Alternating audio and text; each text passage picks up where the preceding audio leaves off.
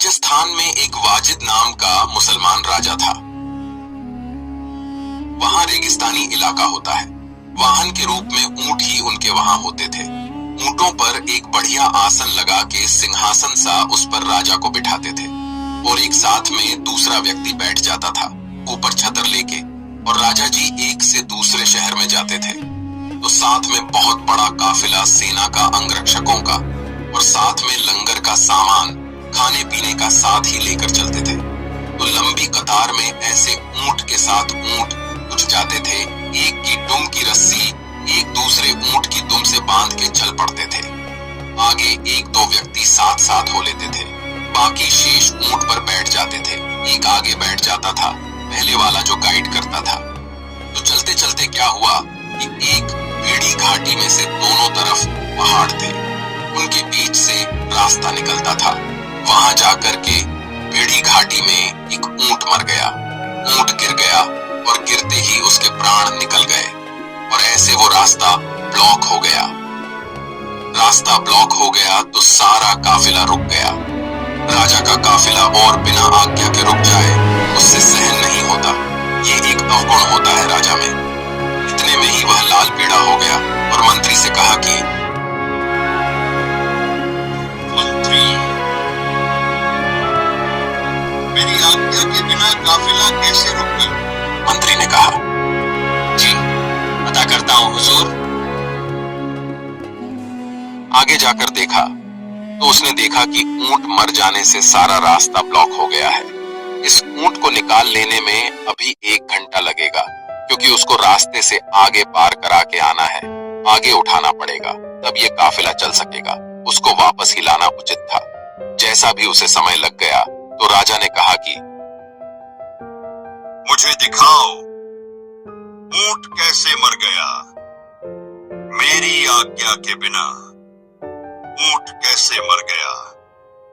अब उसने तो ये सोच रखा था कि सारा तेरे ही हुक्म से चल रहा है, तू ही सुप्रीम पावर है। अब वाजिद जी को वहां ले गए जहां ऊंट मरा हुआ था। अब वाजिद ने देखा आंखें भी ओके हैं, खुली हुई हैं, नाक भी ठीक है, गर्दन भी ठीक है, टांगे भी चारों ओके हैं, तुम भी ठीक है, पेट भी सारा ओके है। तो उसने कहा,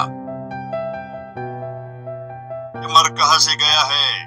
मुझे दिखाओ। मुझे नहीं लगता ये मरा है। तो उनके साथ विद्वान पुरुष भी होते थे, धार्मिक लोग भी, गुरु भी होते थे। उसे धार्मिक व्यक्ति ने बताया कि महाराज, इसमें एक जीव होता है जिसका संस्कार था, इसलिए ऊंट की योनि भोग रहा था और ये इसका पूरा हो गया। जिसका समय जब भी जहां पूरा हो जाता है उस समय वह अपना शरीर बदल लेता है। उसे अपने शरीर को बदल लेना अनिवार्य है। ये भगवान अल्लाह का आदेश है। वो तुरंत वही मर जाएगा, आगे कदम भी नहीं रख सकता।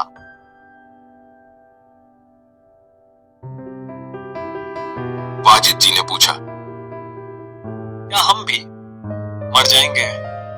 अब उस धार्मिक गुरु ने कहा कि एक दिन सभी ने जाना होगा। आपके माता पिता चले गए, आपके दादा परदादा चले गए, सभी ने मरना होगा। अच्छा, और एक दिन हमें भी मर जाना होगा अचानक? हाँ, ऐसे ही मर जाना होगा। फिर वाजिद जी कहने लगे, वापस चलो। फिर इसका विकल्प क्या है? फिर उन धार्मिक गुरुओं ने बताया, अल्लाह की भक्ति बंदगी करके आत्मा का कल्याण कराया जा सकता है और उसको बेश्त यानी स्वर्ग में स्थान मिल जाता है। उनको जितना पता था वो कहने लगे, और वहां स्वर्ग में जाने के बाद बड़े मौज है, ठाठ है, सब सुख है। वहां कोई नहीं मरता। इतना ज्ञान था उनको। अब उस वाजिद जी ने संकल्प कर दिया कि भक्ति करके और स्वर्ग प्राप्त करूंगा और फिर वहां कभी नहीं मरूंगा। वापस आ गया वाजिद जी। वहां अपने सारे काफिले को लेकर वापस अपनी राजधानी में और अपनी पत्नी से कहा कि अब मैं चला परमात्मा पाने के लिए। उसकी पत्नी और सब बच्चे रोने लगे। हाहाकार मच गई। राजमंत्री भी रोने लगे और वो कहने लगा, नहीं मुझे इस पंगे में पाँव नहीं देना। यहाँ तो न जाने कब मर जाएंगे। इस राज का मैं क्या करूंगा, राज तो फिर भी मेरा जाएगा ही। उसने सब कुछ त्याग के अपने कपड़े जो बढ़िया पहन रखे थे वो सारे फाड़ डाले और सिंपल कंबल लपेटकर घर से निकल गया। रोहराट मच गया और वो रोते रहो कह के निकल पड़ा। एक समय की बात है, एक औरत रोटी लेके जा रही थी अपने खेत में काम करने के लिए। 4 रोटी थी साथ में, और वाजिद जी के पास एक कुतिया थी, वह आस पास रहती थी और वाजिद जी शहर में गए हुए थे। उनको 2 दिन भीख मिली नहीं और कुतिया बिहाई हुई थी। उसका दुख वाजिद से देखा नहीं गया, वो तड़फ रही थी। वह गांव से नगर से काफी दूर था, तो वहां एक बुढ़िया आ गई।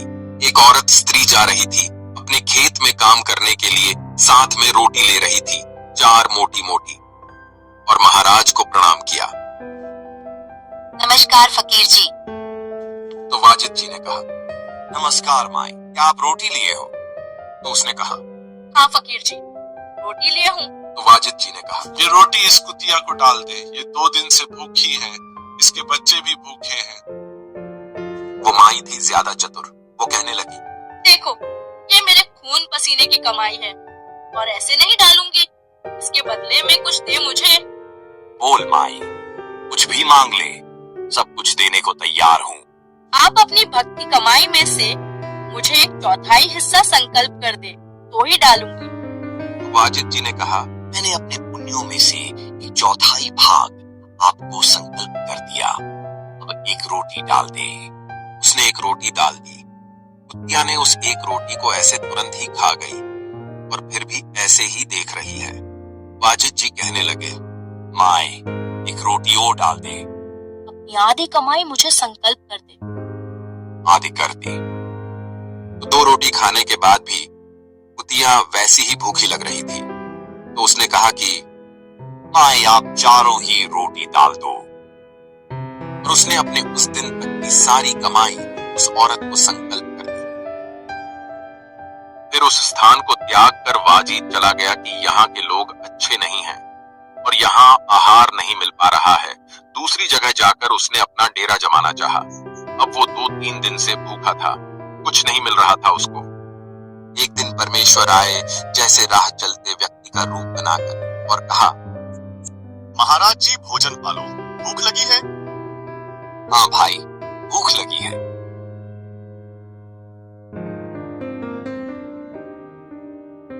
भोजन पा लिया। फिर कहने लगा, आपके पास कोई झोपड़ी नहीं है?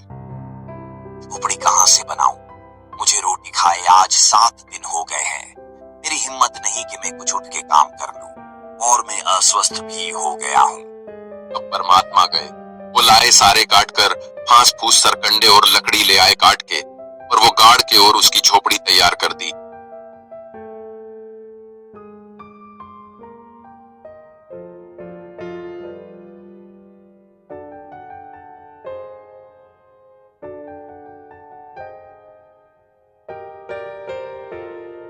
और वह फिर बातचीत करने लगे। महाराज जी, आप कौन हो और कहां से आए हो? उसने सारी बताई।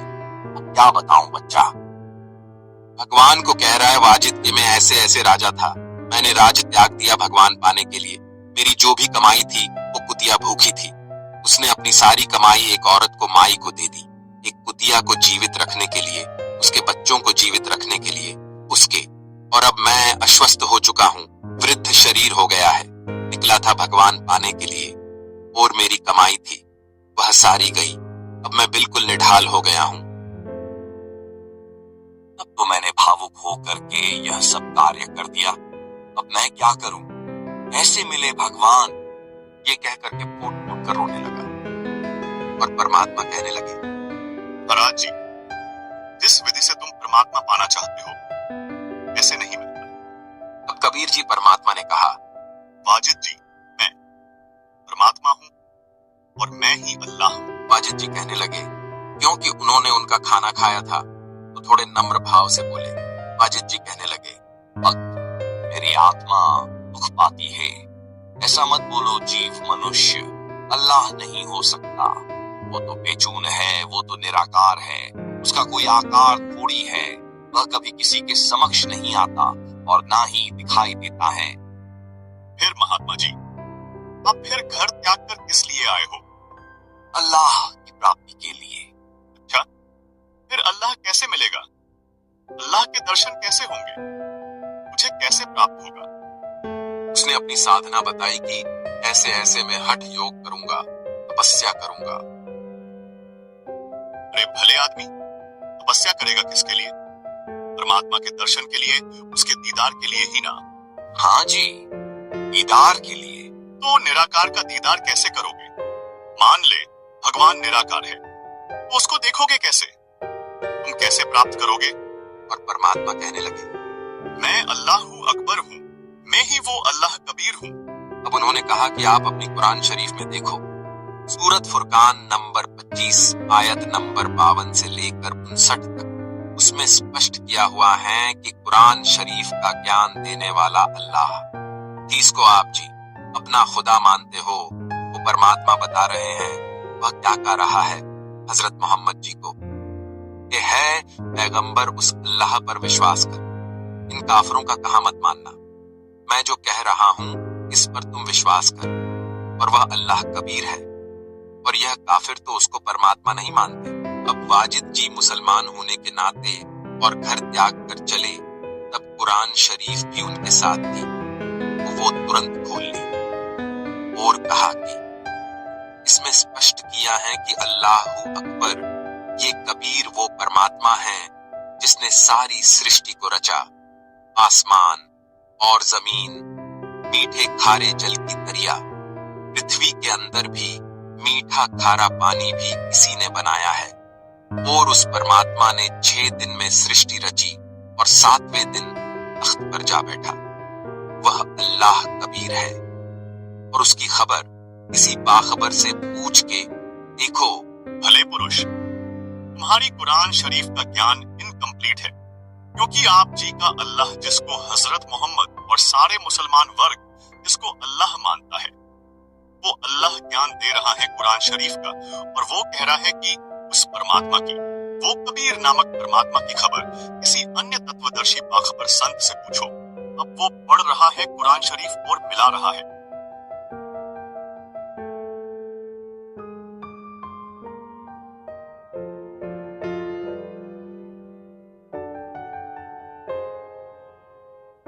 फिर एकदम कुरान शरीफ रखती पास में आदर से और चरणों में पड़ गई। और परमात्मा ने कहा, तुम्हारे खुदा को, उस कुरान शरीफ के ज्ञानदाता को, उस पूर्ण परमात्मा का ज्ञान नहीं, वो किसी और तत्वदर्शी बाखबर से पूछने को कहा है। वो तत्वदर्शी संत में हो। वाजिद जी ने सोचा कि ये अल्लाह तो नहीं है, लेकिन है बाखबर, ये तत्वदर्शी संत हैं। तुरंत पैर पकड़ लिए और परमात्मा ने कहा, भाई, भूखा मरने से आत्म कल्याण नहीं हो सकता। अपना काम कर लकड़ी तोड़ और गांव में नगर में बेच के आ, अपना धंधा कर, रोटी खा और ये मंत्र जाप कर, और तेरा कल्याण होवेगा। और ले उपदेश देता हूं। उसने त्याग दिया सब कुछ, मंत्र ले लिया, जाप करने लगा। फिर परमात्मा कबीर जी उसके साथ रहा करते थे।